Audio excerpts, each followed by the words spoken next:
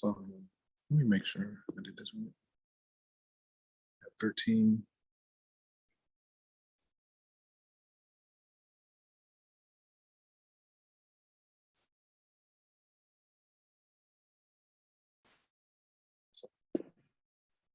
Because I can hear audio there.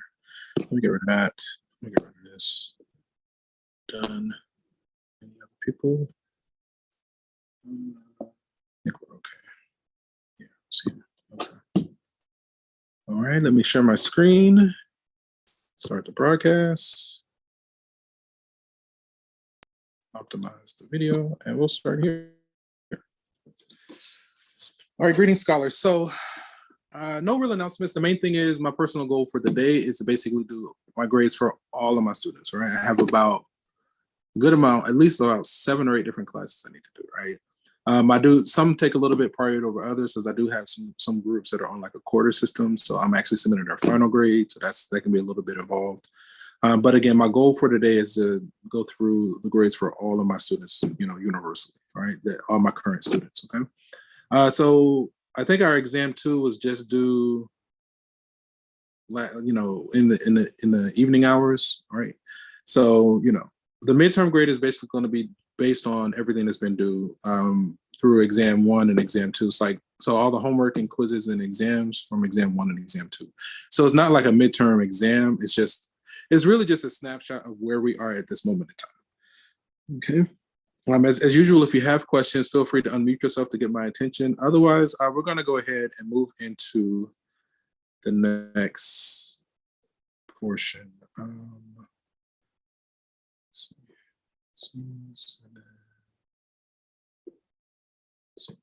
Yes, exactly. Nice. Okay. Cool. That works for me. Okay.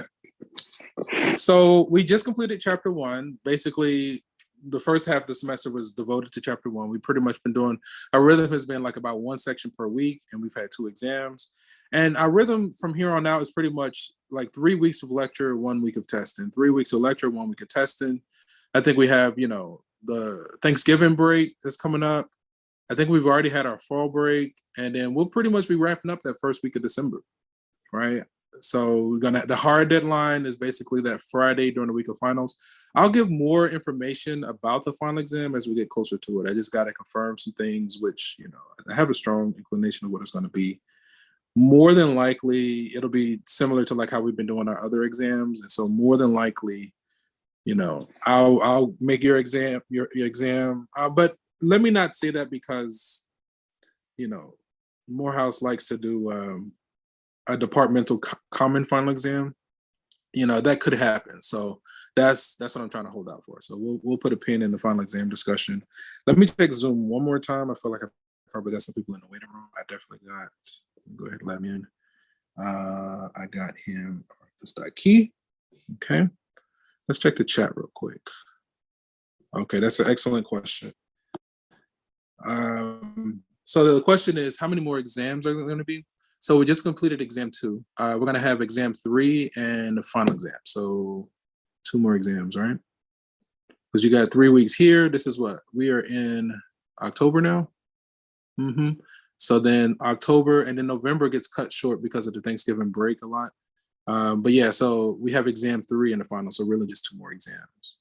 I want to say all the homework for the semester is already available. It's already posted. We'll pretty much be doing 1 section per week.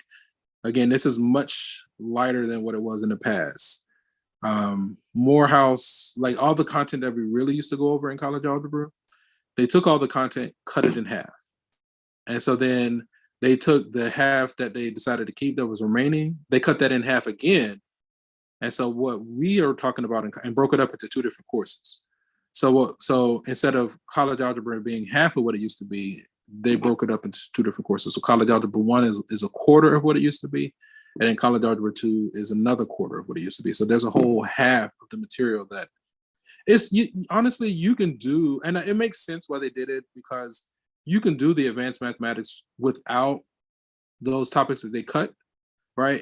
But if you know those topics, then it's just like a trick in your bag of tools, but you can do the advanced mathematics without knowing that stuff.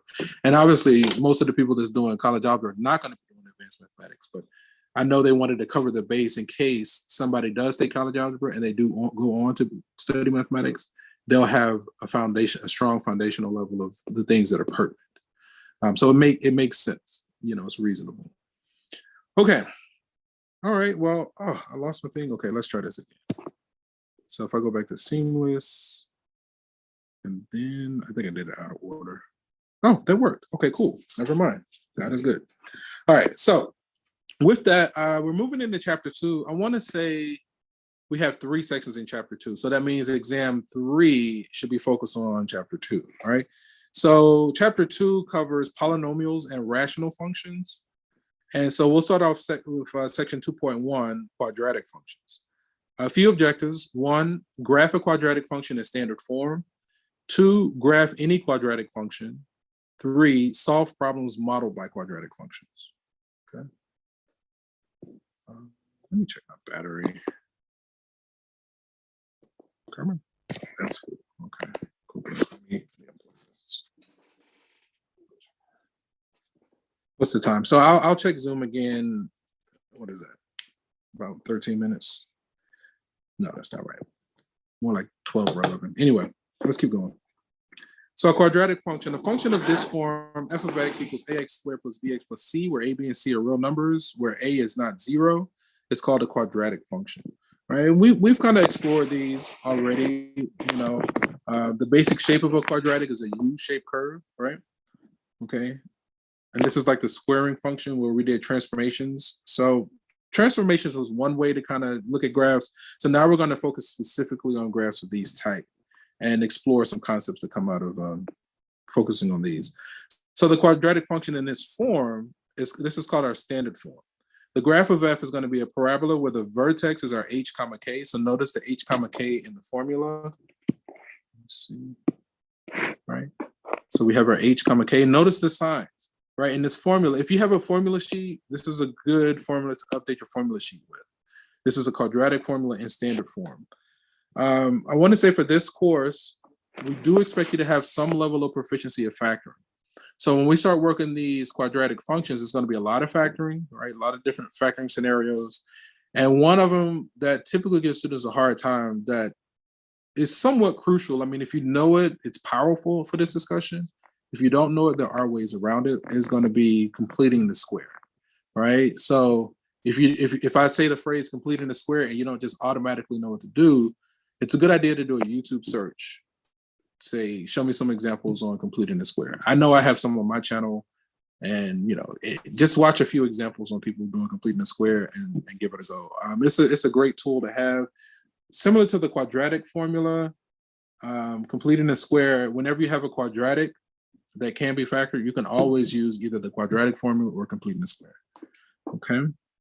So the vertex is just going to be like the peak or the bottom of the valley of the parabola. There's an axis of symmetry, which is x equals h, which is the x coordinate of the vertex. And so what that is usually the axis of symmetry goes directly through the vertex. And then because there's an axis of symmetry, whenever you get a point on the left side of the axis, you automatically get a point on the right. So once you identify the axis of symmetry, you can use that to create or draw your quadratic function, right? Whenever you get a point on one side, you automatically get a point on the other. And then the sign of A, if A is positive, or in other words, if that leading coefficient is positive, our parabola opens upward. If the leading coefficient is negative, our parabola opens downward, right? So those are the main components there. So here we're asked to find the standard form of a quadratic function whose graph has this vertex and passes through this point. Okay, don't like that one. I guess I need to grab another one. Give me just a moment, gentlemen. Yeah, this works. Oh.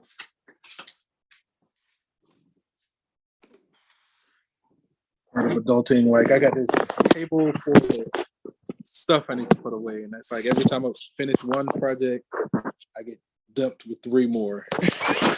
Between cleaning, cooking, grading papers, like adulting, walking the dog, feeding the dog, bathing the dog, make sure she get her medicine. Like, man, cooking for myself, cleaning for myself, checking in with you guys. It's like, Jesus, I need a secretary. Okay, so we're using the standard form of the quadratic, right? So one of my mentors would say, every time you use a formula, write it down. Let me see. So the standard form of a quadratic, a times x minus h quantity squared plus k. So now they gave us different parts whose graph the vertex. So if the vertex is -3, 4, so that's our h comma k, right? It's going to be -3 comma 4, okay? And then it passes, so if it passes through the point -4 comma 7, that's going to be our x comma y, which is -4 comma 7. So let's plug in those components to see where we're at, okay? So let me see, I don't think we have any information on A, so I'll just bring A down. Our x is -4 minus our h, what's our h? -3. Notice my use of parentheses. This is very easy to miss the double negative there. Plus our k, which is 4, equals our y, which is 7. Okay, again, to kind of summarize, this was our h, this was our k, this was our x, this was our y.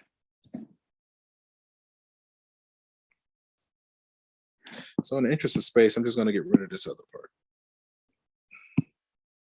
All right, because we kind of captured it in purple there. Okay. So it looks like we have one equation, one unknown, so we can solve for A. So let me wrap this one up and I'll check on Zoom one more time. Okay. So if we solve for A, let me see, a double negative becomes positive, right? So then -4 plus 3 is going to be -1, but then -1 squared is going to become +1. So then that just becomes A plus 4 equals 7, subtract 4 from both sides, A equals 3, right? So then our function becomes f of x equals 3 times x minus h. What's our h again? If our h is -3 and we say minus a -3, that becomes x plus 3 squared plus our k. Okay. So this should be the equation of the quadratic. Let me see. Find the standard form of the equation of the quadratic who has this vertex and passes through that point. And this is going to be it.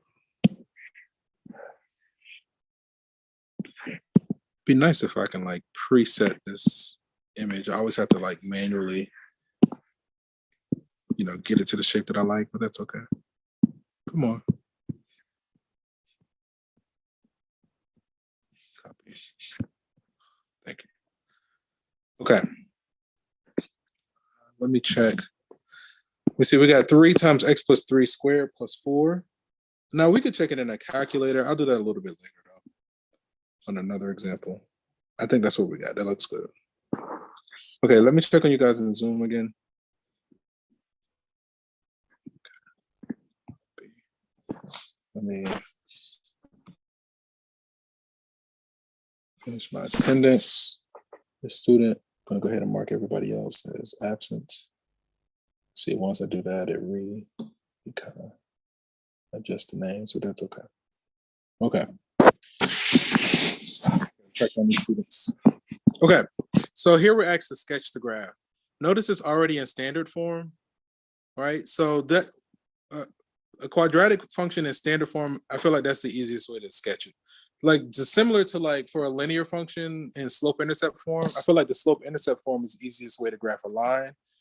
When a quadratic is in standard form, it gives you so much information, right? So I'm gonna do a rough sketch. Let's kind of list out some of the components here, right? It looks like our y, no, that's not right. We at least have the vertex, right? Our h comma k. Our h is going to be -2 and our k is going to be 12. Notice the change in sign, right? Remember, it's x minus h. So we really should rewrite this as x minus a -2. That's where that -2 came from. And then the k, you just take it as is. Okay, we have the vertex. Oh, notice that our a is negative, right? Notice that our a is negative. A, which is equal to -3, which is less than 0. So that means our parabola opens downward. So we have the vertex, we have the axis of symmetry. Our axis of symmetry is going to be the h coordinate of our vertex, which is going to be -2, right? And then we'll just find a few additional points. So we got -2, 12, it opens down, okay? So if we're at -2, 12, that's what, quadrant 2? And then it opens downward, okay? So I'm just going to do a rough sketch. We'll let this be our positive x in this direction. Oh, let's try that again. Positive x in this direction. We're working in quadrant 2. We'll let positive y be here.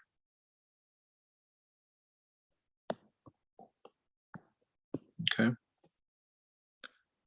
The vertex, we had -2, 12. So I'll plot it in green.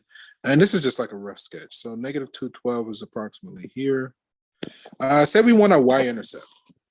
The y-intercept occurs when x is 0. So if we let x be 0, that's going to be a 2. 2 squared is 4. 4 times 3 is going to be a -12 in this case. So it looks like a 0. Crosses the y-axis at the origin. Okay. So I'm going to make my 2 be a little bit further out just to get a better image. So that's still the point 2, 12. We have our axis of symmetry. So let me see.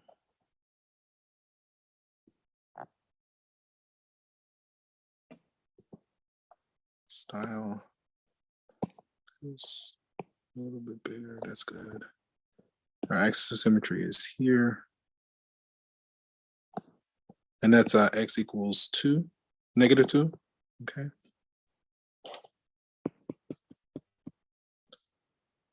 This is the point -2, 12. Okay. We know it also passes through the origin, so that's our y-intercept. That's also one of our x-intercepts. So let me, I'm just going to take this point. Copy, paste. That's fine. Because I'll just get rid of this. Copy. Okay. So it passes through the origin. Now we can use the axis of symmetry. Notice we got a point on the right. So we also get a point on the left. So when we go 2 to the right, we're at 0. So that means when we go 2 to the left, we're also at 0. Right? That's how you use the axis of symmetry. Right? When, you know. So about there. You know, I didn't draw my tick marks. I didn't really draw out the scale. Right? And, you know, you can maybe do like when x is -1. If x is -1, that's going to be a 1 squared, which is 1, times -3, which is -3, plus 12 puts us at 9. Right? So when x is -1, the corresponding y is 9. That's approximately there. So then if we go to the right by 1, we're at 9. That means also when we go to the left by 1, we're also at 9. Again, using the axis of symmetry. Right? And that's enough. So then we just connect it with a smooth curve, right? So we're going to go kind of like this, like that. And I'm going to lock it. Come on. Oh, I thought you was going to do it. Let's try it one more time. There we go. I'll work with this. So there's my vertex. I might need to find another point.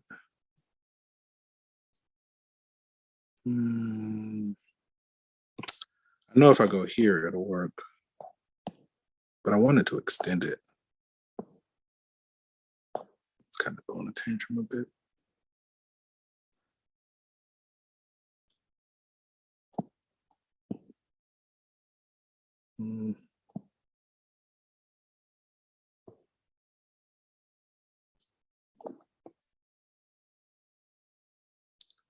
All right. The main challenge is because it's not drawn to scale.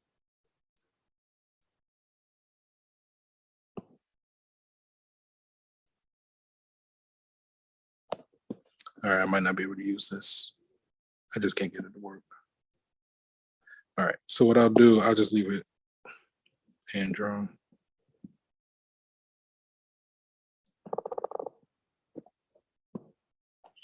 That's the gist of it. Is that line cricket?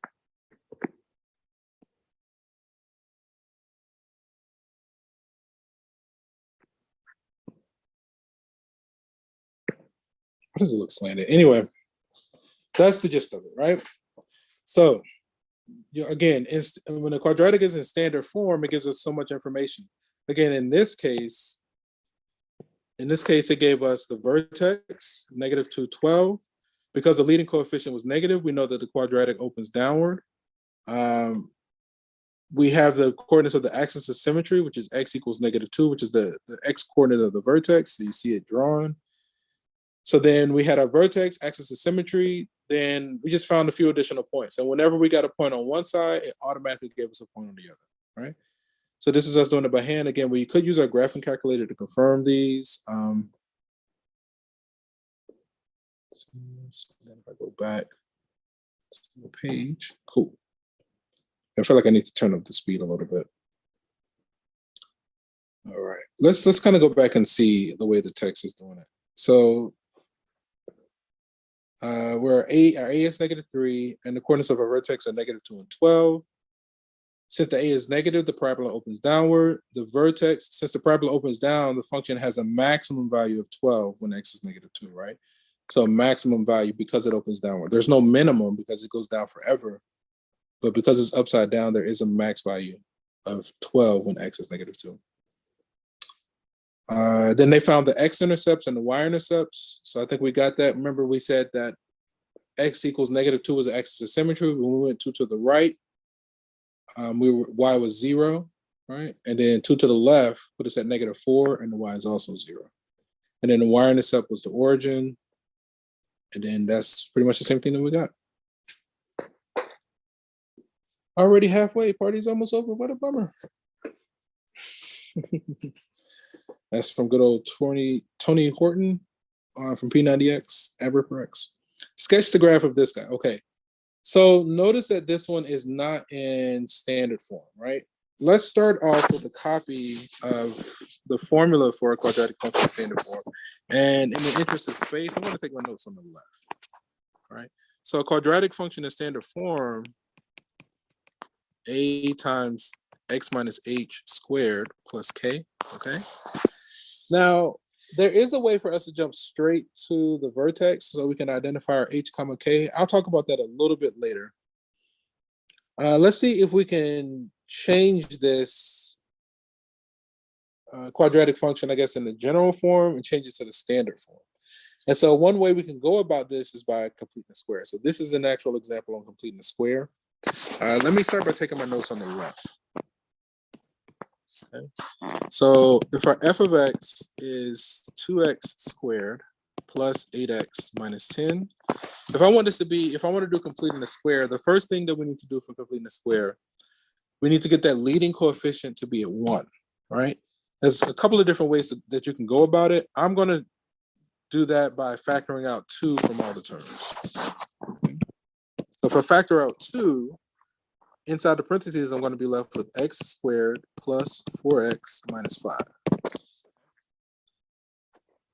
Now, if I wanted to do completing a square, we got to say b over 2 squared. We got to add 0 in the form of plus b over 2 squared and minus, or is it b squared over 2? Now I'm getting a little confused. Hang on. I think it's b over 2 squared, right? So we're going to add 0 in the following way. So this persists. Now we're going to add 0 like this. Let me see. Our b in this case is going to be 4. So we're going to say plus 4 over 2 squared, and we're also going to say minus 4 over 2 squared, right? If we add 0, it doesn't change our answer. We're just changing the form into something that we can use. Then the 5 persists, okay? So now if we group or focus on the first 3 terms, right? Let's kind of take a step further. We got this x squared plus 4x. Now let's see. 4 divided by 2 is 2. 2 squared is 4. So that's going to be plus 4 minus 4 and then minus 5, right? Again, focused on the first 3 terms. So now if we focus on those first 3 terms, what can we factor those guys into? Is 2 persists. Those first 3 terms factors into, I think it's x plus 2 quantity squared. Okay. -4 minus 5. Let me think about this.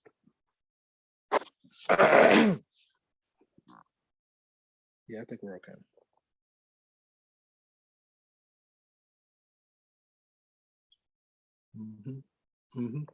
So then -4 minus 5 is -9.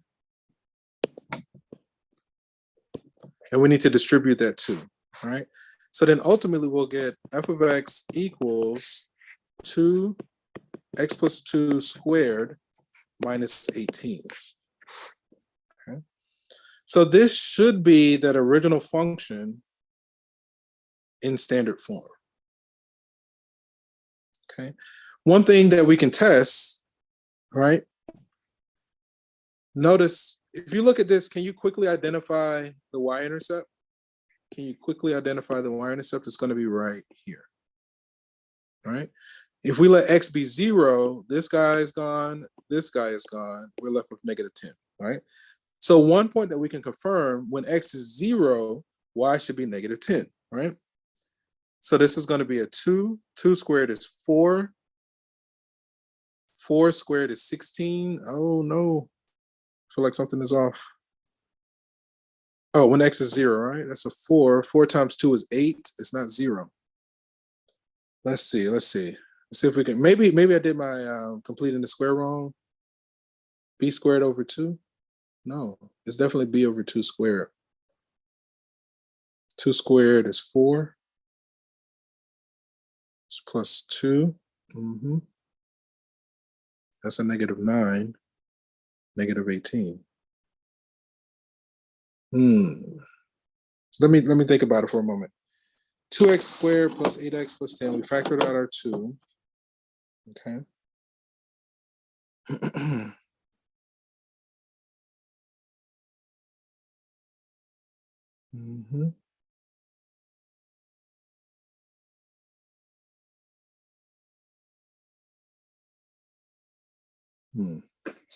What is off?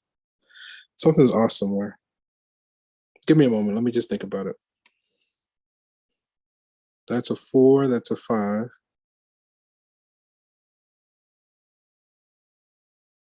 I don't want to do that just yet.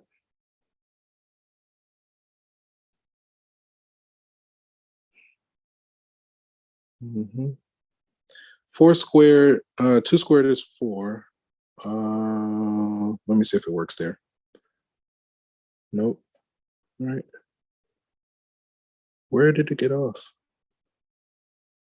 Okay, I have a backup that I can do if I can't get this to work. Plus 8x minus 10. B over 2 squared, right? Oh, I found it. Yep. Nope, that's not it. Yeah, you get that to a 1. Let's see. That's a 4. That's a 5. So then that's 4 divided by 2 squared is that. When you FOIL that, that works. That's a -9. That's a -18. 2 squared is 4 times 2 is 8. That's a -10. Let me think. I think it's something with my factoring. Maybe I didn't do that part right.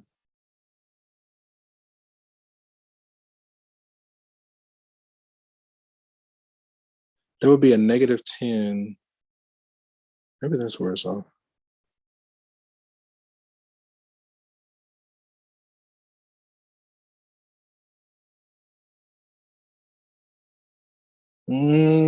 Okay. I can't find my mistake. And I'm like, it's because it's like I'm on the time. Like when I'm kind of rushed for time, I can't think about it. And I can't figure out what I'm doing wrong. Let me think. Give me just a moment. Factor out my 2. That's a 4. That's a 5.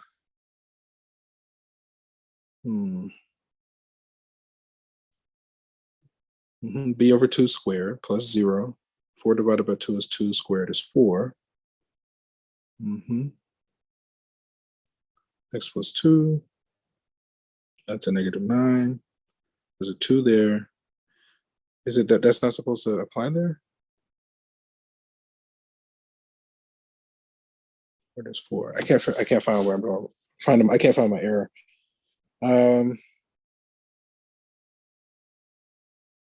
me see. I'm gonna use my prepared notes. Are they using quadratic formula? They are using the vertex formula. Darn it. Okay. Okay, so we can go ahead and use the vertex formula. That was my backup. All right, so we'll go ahead and do that. And I'll have to think about this to figure out what I'm doing wrong. I was trying to do a demo on completing the square. Oh, okay. Only other thing I could think is, let me try this. Maybe I didn't factor out the a properly. So instead of factoring out the 2 from the 10, I'm going to work over here on the right. Let me try this real quick to see if this works. So the error that I'm thinking that I possibly did is right here. Maybe instead of factoring out the 2 from the 10, don't factor it out from the 10, right? So let's try that. I think that might be what it is. That's the only thing that I can see.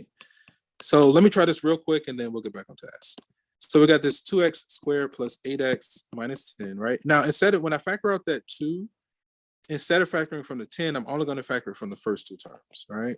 So that's going to give us x squared plus 4x, and then leave the minus 10 on the back end, right? So now when we add 0, I think that's where we were making a mistake. And I don't know how anyway, but that's fine.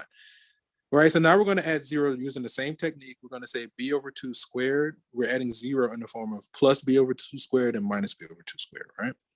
So this is going to be, this persists, right? Now we're going to say plus b over 2 squared and minus b over 2 squared, right? So that's going to be plus 4 over 2 squared and minus 4 over 2 squared. Okay. Our parentheses persist here and the 10 persists there. I'm kind of running out of space, but it's a 10. Okay. So then this becomes, that's a 2 squared, which is a 4. So we're really doing plus 4 minus 4. Parentheses is here and then minus 10, right? So then now we can focus on these first 3 terms. Okay. And let's kind of distribute that 2. So then it becomes 2 times this guy. All right. And then that's a 2 times a negative 4 becomes negative 8. That 18 is still persisting. Like I think I tried that in my head. If this doesn't work, I'm going to be like, well, what am I doing wrong still? 2 times negative 4 is negative 8. I'm still getting my negative 18 on the outside. Because negative 8 plus negative 10, I'm still getting the same answer. Let me see. When x is 0, we should get, So what I had originally was correct. Boy, it's one of those mornings. That's why it was bugging me. So I was like, this is right. It is right. I was just interpreting my result incorrectly, right? So look, x plus 2 squared minus 18. Notice we got the same thing. And again, when I went to check, I was interpreting my result incorrectly, right? So for instance, when we let x be 0, 2 squared is 4. 4 times 2 is 8. 8 minus 18 is negative 10, which is what it was supposed to be. I don't know how I kept missing that, right? And notice that these both still got us the same thing. And so I was like, well, I could try something different, but I kept getting the same result. So both of these are actually correct, right? Again, the trouble that I was running into, I wasn't realizing that I was supposed to get negative 10. I kept getting negative 10. I was like, why am I getting negative 10? It's supposed to be 0. It wasn't supposed to be 0. So that was a fun little adventure.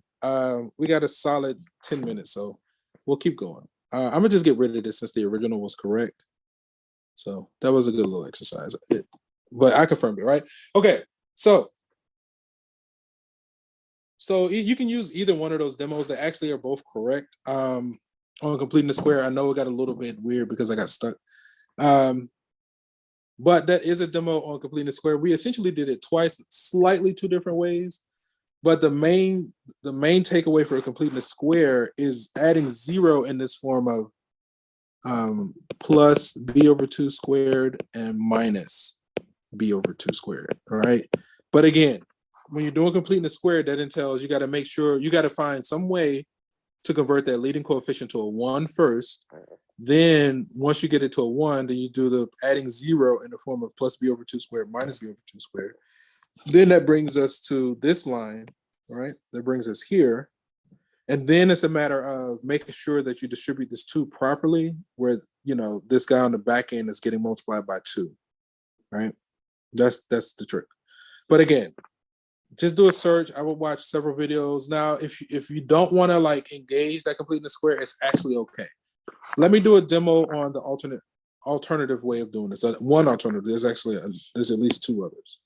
Okay, so the way the textbook does it, they're introducing the vertex formula. This is going to be way easier, right? So the vertex formula is a way for us to jump straight to the vertex of a quadratic. Vertex formula. So our h, which is the x coordinate of a vertex, is going to be negative b over 2a.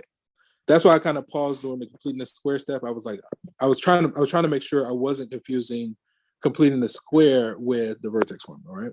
So this gives us the x coordinate of the vertex, right? So let's go ahead and find that. Our h is going to be negative b, so there's going to be a negative 8 over 2 times our a is 2 in this case. So the x coordinate of our vertex, 8 divided by 4 is going to be negative 2, right? And we can confirm that here because we have an x plus 2. That means that our vertex is going to be negative 2. X equals negative 2, right? Once we have the x coordinate of the vertex, we can use that to find the y coordinate of the vertex. The y coordinate of the vertex, and if you're doing it in terms of the formula, the k is just going to be f of h. So whatever the x value is, you pass it through the function, it'll generate the y coordinate of the vertex. Okay. So then our k is going to be f of negative 2. So that's going to be, let's do our numbers, 2x squared plus 8x minus 10, okay? And again, our x in this case is negative 2. What is that? Let's work here. That's a 4 times 2 is an 8. 8 times a negative 2 is a negative 16 minus 10. What is that? A negative 8, negative 18, right? And that we can confirm that here because we got our negative 18. So negative 2, negative 18, okay? So we have the coordinates of the vertex. Then you can start at the vertex, use the axis of symmetry, use your like x and y intercepts. Can I just duplicate this page? Here, let's do this. Here it is. Select. I want to duplicate this one. This is the best way to do it. Yeah, that looks good.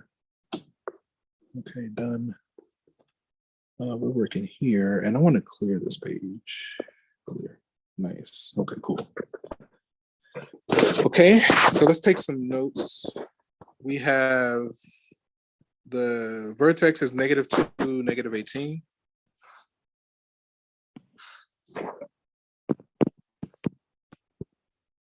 Again, this is our h comma k. Let's find our intercepts, right? And so for me, whenever I'm finding my intercepts, I like to find my y-intercept first. Oftentimes, I feel like the y-intercept is easier than the x-intercept. So when x is 0, y is negative 10. So our y-intercept is what? 0, negative 10.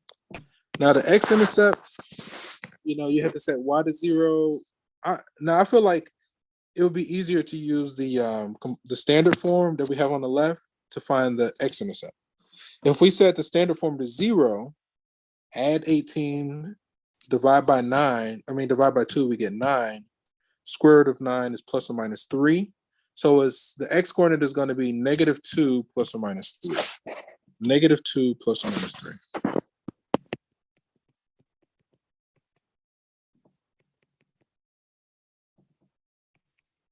Okay. So then that's going to be what? So one of the x coordinates is going to be negative 5 comma 0, and the other one is going to be, looks like it's a 1 comma 0, right? So again, that's why I feel like the y-intercept is easier to find. More often times it's easier to find the y-intercept, and then I go and find the x-intercept. We got our axis of symmetry is x equals negative 2, okay? Let's put all this together. So our vertex is negative 2, negative 18, that puts us in quadrant 3. Our leading coefficient is positive, so it opens upward. Okay, so it's like we're kind of working with the quadrant 3 mostly. Yeah, sorry about the delay. I see we got to like trying to wrap up in the next 3 minutes. Positive y. I'm kind of focused on quadrant 3. I could introduce lines to be more precise. I'm just not for the sake of time. Okay. Let's see. -2, -18. So it's not all the way drawn to scale, but -2, we'll put it about here. Copy -2, -18, right? And we'll go ahead and label it as well. This is -2, -18. Okay. We got our axis of symmetry here.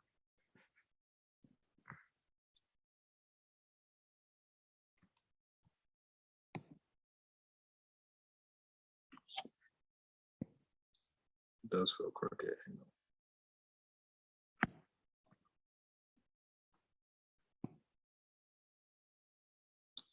I do like that it like introduces those lines so I can align things. Oh, and then let's go style. We want that to be a dashed line, and let's make it a little bit thicker than the sticker, right? Okay. So that's our axis of symmetry, which is x equals -2. Okay. Let me see. When x is 0, y is -10. Can I just paste? So if that's -18, halfway would be 9. So a little bit below half is there. So when we go 2 to the right, we're at -10. So that means when we go 2 to the left, we're also at -10. So right about there. And then we had x-intercepts of -5 and 1. So, okay, paste. So -5 is going to be right about here. And then 1 is going to be right about here. Right. So again, we found the vertex, then we use the axis of symmetry to generate a few additional points, and then we're going to connect them with a smooth curve. As smooth as we can draw, right? So yeah, sorry about I got stuck. I don't know. I just, like I said, I was interpreting my result incorrectly. I did the problem correctly, but I was interpreting my result incorrectly. That's going to irk me. Let me just try this one more time. So like this, that. Oh. Trying to get you guys out of here. Nope, one more. This is it. I'm gonna get it this time. Boom, look at that. Okay, cool. Okay, that's good enough for me, right? So it finally came together. Let's try to wrap this up. I'm gonna kind of do a quick scan of the remaining content. So I think we have a type version of what we experienced. They found the coordinates of the vertex. They found the x-intercepts, the y-intercept, axis of symmetry. We got the same image, right? Same points. Okay. So the graph of this is shown below. Find the domain and range, right? So in the pictorial representation, the domain is the very left to the very right. The range is the very bottom to the very top, right? So the very left to the very right for a quadratic is going to be all reals. The range is the very bottom to the very top. In this case, this was going to be -infinity up to, I think that y value was 3 with the square bracket on the 3. What is this? Solve the inequality. So when is the quadratic above the x-axis? When is it positive or greater than 0? Between those two x-intercepts, right? So then we would have to solve for the x-intercepts. I just, kind of short on time. So I think I'm gonna just go ahead and leave the rest as an exercise. I think that was it, just that last example. Okay. I feel like there should be burning questions. Are there any burning questions going once, going twice? Let me check on you guys in Zoom. Did I get some latecomers? Okay, let me, I'll give them credit. They're gonna have to, if they want to see the lecture, they have to use my recording. Let me get these gentlemen. There's one. I'm glad they waited though. He must have got it booted. I think he got his credit already, HIJ. And then this one, there he is. Okay. All right. Let's see. So if there aren't any burning questions, if you're just joining us, I went on to give you attendance credit. Since you waited, I was able to see you before I let everybody go. So I went on to give you credit. If there aren't any burning questions, we're going to go ahead and end the session here. And from one beautiful mind to another, enjoy the rest of the day. We'll pick back up More than likely on Wednesday, we'll probably do some homework questions associated with this section on Wednesday. Okay, gentlemen. Otherwise, take care. Enjoy the rest of your day. Take care. Peace.